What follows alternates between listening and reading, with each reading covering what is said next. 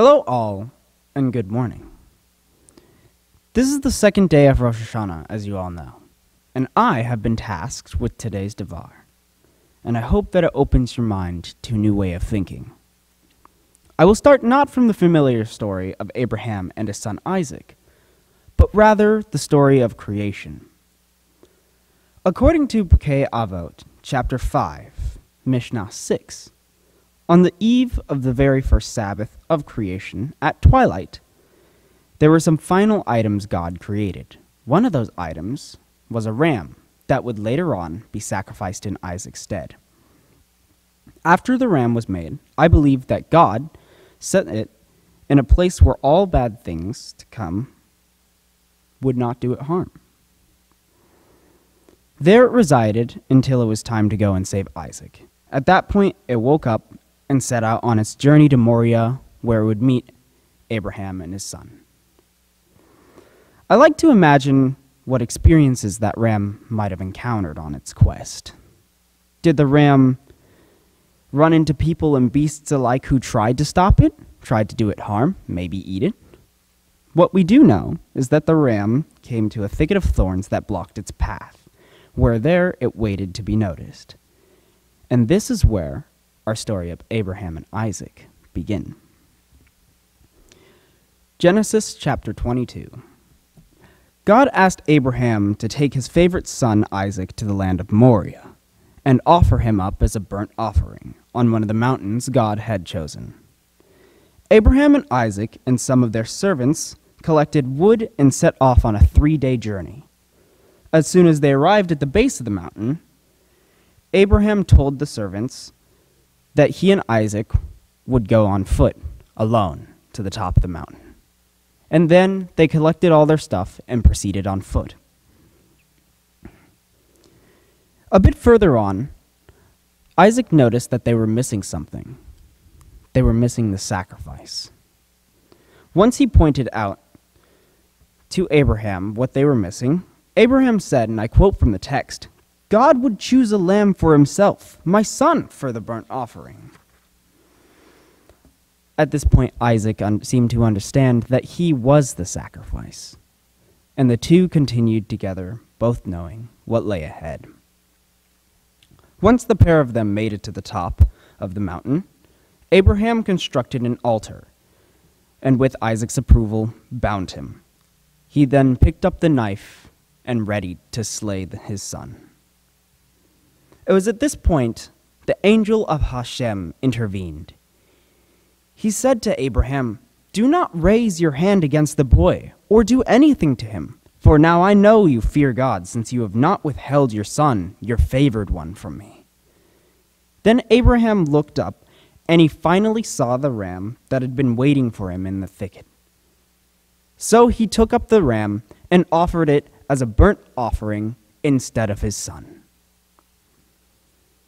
There is a lot in this reading that is hard to swallow, like the fact that Abraham agreed to sacrifice his son, his favorite son, or the only thing that stopped him was Hashem, the angel of Hashem. Most of the time, people focus on the miracle of the angel's appearance. But what about the miracle of Abraham looking up? He was finally able to see the ram that was right there before his eyes, and as we know, had been residing there for at least 3 days. He was also able, because he saw the ram, to sacrifice it instead of his son. This idea was not entirely mine, though. I found it on a website called My Jewish Learning in an excellent article called Seeing the Ram. This article focuses on the phrase, Abraham lifted up his eyes, almost as if he had been afraid to look up, or his heart and mind and gaze had been trapped by the daunting task God had set in motion. I think that it is possible that he was feeling so sad, confused, betrayed, and oblivious to the system in which he existed that he felt that there was no other alternative to sacrificing his son. This, in its own way, is a little bit like how I see racism. Most people that I have met don't realize that they are being racist, which is why we each need somebody who can help lift that veil, or at least help clear the fog a little bit. Racism is embedded so deep in our society that we barely notice it. And one of the forms that racism can take is microaggressions. Do you know what a microaggression is? Perhaps you do. And I bet there are a lot of you who do them without knowing it. A microaggression is touching my hair without asking, assuming that because I am black, I play some form of sports, which is true in this situation, but not because I am black, assuming that I have a lower intelligence, being ignored, or worse, followed around a store as if I am a criminal, and I feel bad about saying this one, but marveling at how well spoken I am because of my race. And perhaps worst of all is when a white person says they don't see color. If you don't see color, how can you expect to see me?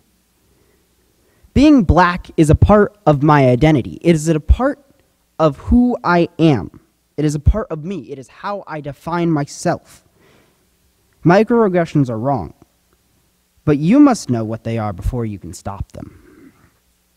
From the moment of birth, people of color are judged. It is something that just happens.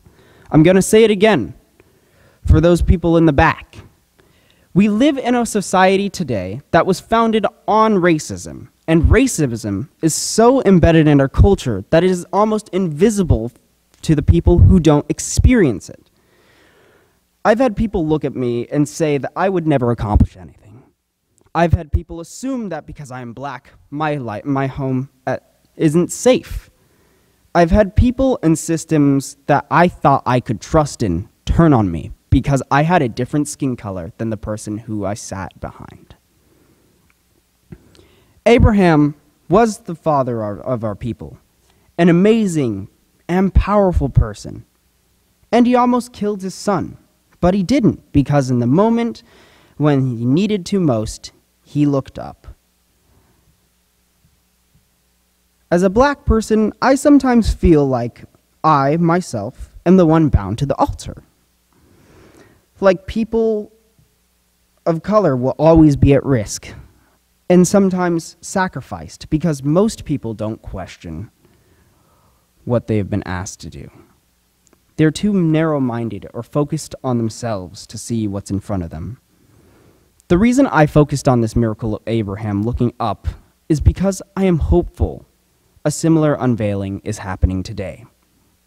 It feels like people's eyes are finally being opened to the harm of racial injustice is causing. Perhaps, just like Abraham, you are looking for alternatives to blindly following the rules, because maybe you are now looking up and seeing that some of the rules are unjust. Sometimes all we need to do is to point out a person who is at fault. Other times we need a whole group of people to point out what we aren't seeing. For Abraham, it took the ram, the voice of the angel, and his own willingness to look up to prevent Isaac's death. What part do you think you can play in this story? Thank you, and Shana Tova.